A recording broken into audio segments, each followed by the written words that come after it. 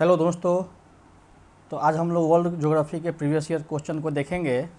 आप देख रहे हैं बीपीएससी रिलेवेंट यूट्यूब चैनल। और आज आप ये मान के चलें कि इस सीरीज में से 1 से 2 क्वेश्चन फिक्स ही है, इसमें आना ही आना है। ठीक है, तो आइए हम लोग शुरू करते हैं।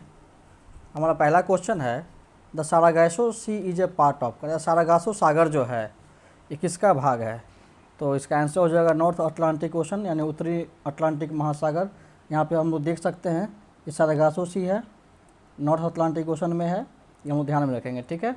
हाँ, इसके बारे में एक इम्पोर्टेंट फैक्ट ये है कि इस सागर का नाम जो है, एक शैवाल है, उसका नाम है सारगैसम। सारगैसम शैवाल है एक, उसके नाम पे सारगैसो सी इसका नाम पड़ा है। और ये एकमात्र ऐसा सागर है जिसका कोई तट नहीं है, कोई तटीय सीमा नहीं, कोई कोस्ट नहीं है। ठीक है, ये हम लोग ध्यान में रखेंगे। कोस्ट लाइन नहीं है इसका, तटीय रेखा नहीं है। आइए नेक्स्ट क्वेश्चन हम लोग देखते हैं।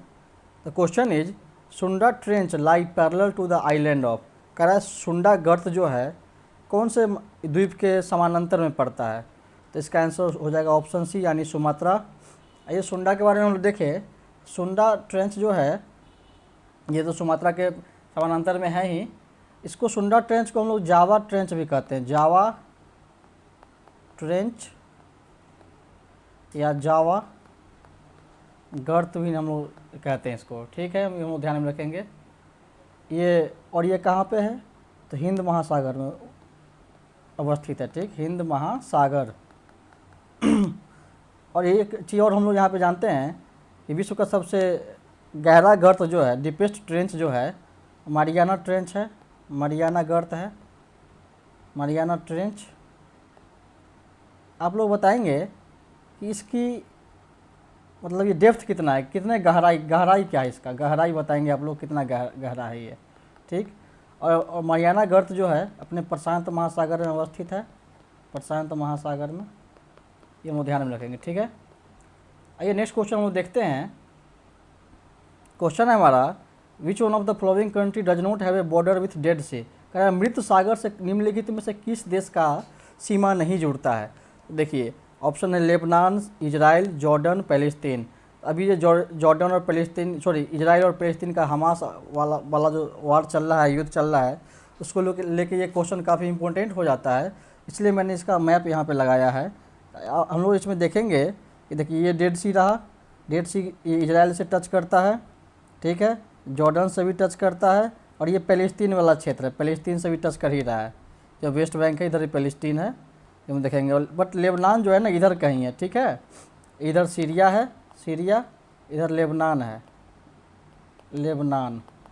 ठीक है, तो इसका आंसर जो हो जाएगा ऑप्शन ही हो जाएगा, लेबनान हो जाएगा। तो एक बार ये आप लोग मैप ध्यान से देख लेंगे कि कौन सा देश या ये जो मृत सागर है ये किससे मतलब बाउंड्री शेयर करता है, कौन सा सीमा किधर साझा कर रहा है। एक गाजा स्ट्रिप को भी ध्यान में रखेंगे। और इधर तुर्की है, तुर्की, तुर्की ये ध्यान में रखेंगे, ये तुर्की है। इस हिसाब से आप लोग थोड़ा सा इस मैप को मेमोराइज कर लेंगे। आइए लोग नेक्स्ट क्वेश्चन देखते हैं। The largest island of Japan in terms of geographical area. कह रहा है जापान का सबसे बड़ा द्वीप क्षेत्रफल के हिसाब से कौन सा है? तो ऑप्शन है अपना होकाइडो, होन्शु, शिकोकू, क्यूशु। तो देखिए हम लोग यहाँ पे मैप्स के थ्रू देखते हैं इसको पहले। तो इधर ये होकाइडो हुआ सबसे उत्तर में, उसके बाद होन्शु है, उसके बाद फिर शिकोकू है, फिर क्यूशु है। तो यदि क्वेश्चन आपसे कभी पूछ दे कि जापान के 4 जो द्वीप हैं उसको उत्तर से दक्षिण की दिशा में लगाना है, तो हम लोग पहले होकाइडो लगाएंगे, फिर होन्शु लगाएंगे, फिर शिकोकू और फिर क्यूशु। लेकिन पूछ रहा है इसमें से कि सबसे बड़ा द्वीप कौन सा है, लार्जेस्ट पूछ रहा है, सबसे बड़ा द्वीप। तो इसका आंसर जो हो जाएगा होन्शु हो जाएगा, यानी ऑप्शन बी। ठीक है, ऑप्शन बी हो जाएगा होन्शु। और ये ध्यान रखेंगे जापान की राजधानी टोक्यो जो है होन्शु द्वीप पे ही अवस्थित है। टोक्यो जापान की राजधानी होन्शु द्वीप पे ही है, ये हम लोग ध्यान में रखेंगे। और ये बात करें तो इस देश का ना किसी देश से किसी और देश से ये जो लैंड बाउंड्री है वो शेयर नहीं करता है। ठीक है, ये इसके आसपास में कौन कौन सा है? तो प्रशांत महासागर है, सी ऑफ जापान है, सी ऑफ ओकोटस्क सागर है, जापान सागर है, इधर प्रशांत महासागर हो गया, इधर पूर्वी चाइना सागर हो गया, पूर्वी चीन सागर। तो ये हम ध्यान में रखेंगे। यदि पूछ दे कि निम्नलिखित में से कौन सा सागर जापान से सीमा साझा करता है, इसके निकट में है, तो ये पूर्व चीन सागर, जापान सागर, ओखोटस्क सागर और ये प्रशांत महासागर में तो अवस्थित है ही। आइए हम लोग नेक्स्ट क्वेश्चन देखते हैं। Among the following continent which one has the highest number of countries, कह रहा इसमें से कौन से महाद्वीप में मतलब सबसे ज़्यादा देश है। तो ऑप्शन है यूरोप, एशिया और अफ्रीका और नॉर्थ अमेरिका। तो इसका आंसर आप लोग गेस कर सकते हैं।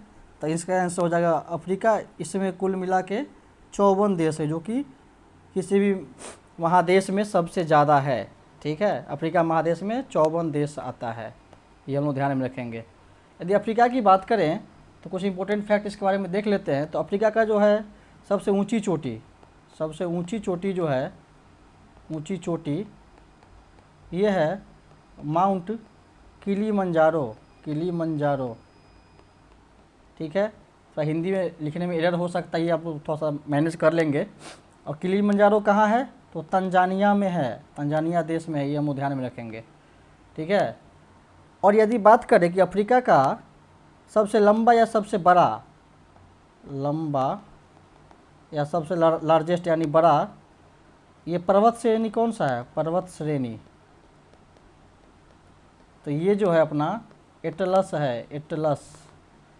और एटलस पर्वत श्रेणी जो है सबसे बड़ा या लंबा पर्वत श्रेणी है किसका, तो अफ्रीका का। और ये कौन कौन से देश में फैला हुआ है, तो इसका ट्रिक है याद करने का, ATM। ए से हो गया आपका अल्जीरिया, टी से हो गया ट्यूनीशिया और एम से हो गया मोरक्को। मोरक्को से कुछ याद आया होगा, एक यात्री था इब्न बतूता, जो कि मोहम्मद बिन तुगलक MBT के दरबार में आया था। कहाँ का निवासी था इब्न बतूता, मोरक्को निवासी था, ये हम लोग ध्यान में रखेंगे। एक चीज़ और अफ्रीका के बारे में यदि हम लोग एक्स्ट्रा फैक्ट देखें तो अफ्रीका को आइलैंड ऑफ प्लेट्यू कहा जाता है, आइलैंड ऑफ प्लेट्यू यानी पठारों का द्वीप। अफ्रीका को पठारों का द्वीप भी कहा जाता है, ये हम लोग ध्यान में रखेंगे। और अफ्रीका एकमात्र ऐसा कंट्री है जिससे कि कर्क रेखा, मकर रेखा, भूमध्य रेखा सब पास करता है। ओके, अब देखिए यहाँ पे बात है यूरोप की। तो यूरोप में कितने कंट्री, चूँकि अफ्रीका पूछा है तो यूरोप भी पूछ सकता है, तो इसको हम लोग ध्यान में रखेंगे। तो यूरोप में 44 देश हैं। यूरोप में कुल कितने देश हैं, 44 देश हैं। ठीक है, और यूरोप का सबसे ऊंची चोटी कौन है, माउंट एलब्रूस, ये हम लोग ध्यान में रखेंगे। और ये कौन से पर्वत श्रेणी में आता है, ये एक पर्वत है कैकेसस पर्वत श्रृंखला, उसका सबसे ऊंचा चोटी है माउंट एलब्रूस, और ये यूरोप का भी सबसे ऊंचा चोटी है। ओके, एक और यहाँ पे देश बच रहा है अपना एशिया। तो एशिया में कितने देश हैं, टोटल 48 देश है एशिया में, हम लोग ध्यान में रखेंगे। और इसको जम्बू द्वीप के भी नाम से एशिया महादेश को कहा जाता है, जम्बू द्वीप, ये ध्यान में रखेंगे। ठीक है, आइए नेक्स्ट क्वेश्चन हम लोग देखते हैं, काफ़ी डिटेल हो गया इसका। क्वेश्चन है Greenland is a part of, Greenland किसका भाग है। ऑप्शन है Denmark, Finland, Canada, United kingdom. तो 66 BPSC में क्वेश्चन पूछा है, ये काफ़ी ट्रिकी क्वेश्चन भी है और आसान भी है देखा जाए तो। थोड़ा सा आप अगर मैप को ऑब्जर्व करेंगे तो ध्यान से देखेंगे तो इसका आंसर जो हो जाएगा ऑप्शन ए हो जाएगा डेनमार्क। अब ये कैसे ही हम लोग ध्यान में रखते हैं, तो ग्रीनलैंड का जो अवस्थिति है ये कहाँ पे मौजूद है, इसका लोकेशन जो है नॉर्थ अमेरिका में है, उत्तरी अमेरिका में इसका लोकेशन है, वहाँ मौजूद है अमेरिका। ठीक है, लेकिन इस पर शासन कौन कर रहा है, डेनमार्क। किसका शासन है, डेनमार्क का शासन है। ये उपस्थित है कहाँ पे, तो उत्तरी अमेरिका में। तो जोग्राफिकली ये उत्तरी अमेरिका में है और पॉलिटिकली इसका शासन जो है डेनमार्क कर रहा है, इसलिए इसका आंसर डेनमार्क हो जाएगा। ठीक है, और ग्रीनलैंड की बात करें तो ये विश्व का सबसे बड़ा द्वीप है। ठीक है, विश्व का सबसे बड़ा द्वीप आइलैंड, वर्ल्ड्स लार्जेस्ट आइलैंड है ये। ओके, और यदि आइलैंड की बात करें तो सबसे बड़ा तो ये है ही, मतलब ये ग्रीनलैंड सबसे बड़ा हो गया। इसके बाद कौन सा आता है, तो इसके बाद न्यू गिनिया आता है, न्यू गिनी जो अफ्रीकन कंट्री है। और उसके बाद अपना बोर्नियो द्वीप आता है, बोर्नियो, जिसमें आपका ब्रुनेई और ये फिलीपींस, सॉरी ब्रुनेई, इंडोनेशिया, ये सारे देश जो है इसमें आते हैं बोर्नियो द्वीप में। ठीक है, ये हम लोग ध्यान में रखेंगे। आइए नेक्स्ट क्वेश्चन देखते हैं। क्वेश्चन है the Arctic region and the Antarctic region are situated near. कह रहा है कि आर्कटिक क्षेत्र और अंटार्कटिक क्षेत्र कहाँ पे अवस्थित है, तो इसका ऑप्शन से हिसाब से आंसर ये हो जाएगा नॉर्थ एंड साउथ पोल, उत्तरी और दक्षिणी ध्रुव पे आर्कटिक और अंटार्कटिक क्षेत्र जो है अवस्थित है। अब कैसे इसको यहाँ पे देख सकते हैं, एक सिंबॉलिक ये अर्थ का ये ड्रॉ करके, ये देखिए ये उत्तरी ध्रुव है नॉर्थ पोल, यहाँ पे हम जानते हैं कि आर्कटिक सागर है, आर्कटिक सागर भी है, आर्कटिक क्षेत्र इसी को कहा जाता है। इधर अंटार्कटिक है, ये हो गया साउथ पोल माने दक्षिणी ध्रुव, और ये हो गया नॉर्थ पोल यानी उत्तरी ध्रुव। इधर कौन सा है, अंटार्कटिक, अंटार्कटिक क्षेत्र इधर पाया जाता है। ठीक है, आइए लोग नेक्स्ट क्वेश्चन देखते हैं। देखिए ये वेरी वेरी इंपॉर्टेंट क्वेश्चन है। Question is Niagara fall in north America is located between. क्या नियाग्रा फॉल जो है, नियाग्रा जलप्रपात, ये उत्तरी अमेरिका में है और कौन कौन से लेक के बीच में ये अवस्थित है। तो इसका जो आंसर हो जाएगा आपको, ये हो जाएगा लेक ओंटेरियो एंड ईरी, मतलब ओंटेरियो झील जो है और ईरी झील है, इस दोनों के बीच में ये नियाग्रा जलप्रपात अवस्थित है। अब चूँकि ये लेक की बात हो रही है ओंटेरियो और ईरी की, तो यहाँ पे यूएस यानी अमेरिका और कनाडा के बॉर्डर पे 5 फ्रेश वाटर लेक हैं, साफ पानी के झील है, जिसको ग्रेट लेक्स कहा जाता है, ग्रेट लेक्स, महान झील। और ये कितने हैं, संख्या में 5 हैं। कौन कौन से हैं, तो देखिए सीक्वेंस याद रखेंगे, superior, Michigan, Huron, eerie, Ontario. कैसे याद रखेंगे, SMHEO, SMHEO, superior, Michigan, Huron, eerie, Ontario. तरीका और भी हो सकता है याद करने का, कोई न्यूमोनिक्स आप बना के याद कर लेंगे। ठीक है, हम ध्यान में रखेंगे इसको। और यहाँ पे एक और एक्स्ट्रा फैक्ट हम देखते हैं कि सुपीरियर लेक जो है, सुपीरियर लेक से ह्यूरॉन लेक जो है कनेक्टेड है। यहाँ पे एक नहर है, इसका नाम है सू नहर, सू नहर यानी सू कनाल, ये हम लोग ध्यान में रखेंगे।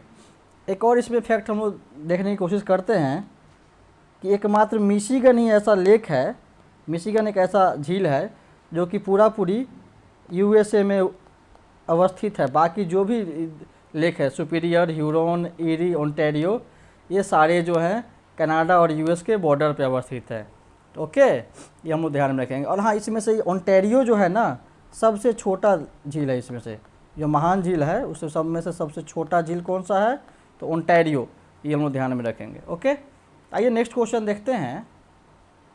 क्वेश्चन है which one of the following lakes of West Africa has become dry and turn into desert. कह रहा है पश्चिमी अफ्रीका का कौन ऐसा झील है जो कि सूख गया है और मतलब एक मरुस्थल के मरुभूमि के रूप में तब्दील हो गया है। इसका आंसर हो जाएगा लेक फैग्यूविन। फैग्यूविन झील जो है सूख गया है और मतलब पूरा पानी वानी इसमें कुछ नहीं है, पूरा एक रेगिस्तान का रूप ले लिया है। ओके, अब देखिए यहाँ पे लेक विक्टोरिया दिया गया है, तो लेक विक्टोरिया के बारे में हम लोग कुछ देख लेते हैं कि लेक विक्टोरिया जो है यहीं से है ना, एक वाइट नाइल यानी सफ़ेद नील नदी जो है उसका उद्भव होता है, जो आगे चल के ऐसे आगे जाता है और इधर से एक ब्लू नाइल तो नीला नील नदी भी आता है। और यहाँ पे एक जगह है जिसको कहा जाता है खार्तूम। खार्तूम किसकी राजधानी है, सूडान की राजधानी है। खार्तूम एक जगह है जहाँ पे ये दोनों वाइट नाइल और ब्लू नाइल मिलते हैं और यहाँ से नील नदी की शुरुआत हो जाती है, नील नदी की। ठीक है, ये हम लोग ध्यान में रखेंगे। खार्तूम इस लोकेशन को याद रखेंगे। लेक विक्टोरिया जो है यहाँ से वाइट नाइल निकलती है, सफ़ेद नील नदी निकलती है, उजली नील नदी जो भी आप हिंदी में कह लें उसको। इसमें जो है ना, इसको मेन सोर्स नील नदी का जो है इस लेक विक्टोरिया को ही माना जाता है, क्योंकि इस नील नदी में जो है ना 35% लगभग जल का जो है योगदान, कंट्रीब्यूशन विक्टोरिया झील का ही है। ये हम लोग ध्यान में रखेंगे। आइए नेक्स्ट क्वेश्चन देखते हैं। The question is which one of the following is not a cold field of Germany. कह रहा है इसमें से कौन सा कोयला का क्षेत्र जो है जर्मनी का नहीं है। रूड प्रदेश तो अपना जर्मनी का ही है, सार बेसिन भी जर्मनी का है, और अकेन बेसिन भी जर्मनी का ही है। तो इसका आंसर जो हो जाएगा ऑप्शन बी हो जाएगा। लॉरेन बेसिन जो है ये फ्रांस का है। किसका है? फ्रांस का है। और ये भी जो है ना आयरन एंड स्टील इंडस्ट्री के लिए, लौह एवं इस्पात उद्योग के लिए फेमस है काफ़ी। ये ध्यान में रखेंगे। लॉरेन बेसिन जो है अपना कहाँ है? फ्रांस में है। अब देखिए यहाँ पे एक रूड वैली की बात की गई है, तो रूड क्षेत्र जो है जर्मनी का, ये किसके लिए काफ़ी नामी है? तो ये कोयला और लौह अयस्क भंडारण के लिए जाना जाता है, काफ़ी फेमस है ये। ठीक है, कोल एंड आयरन और डिपॉजिट्स के लिए रूड वैली को जाना जाता है। ओके, तो नेक्स्ट क्वेश्चन देखते हैं।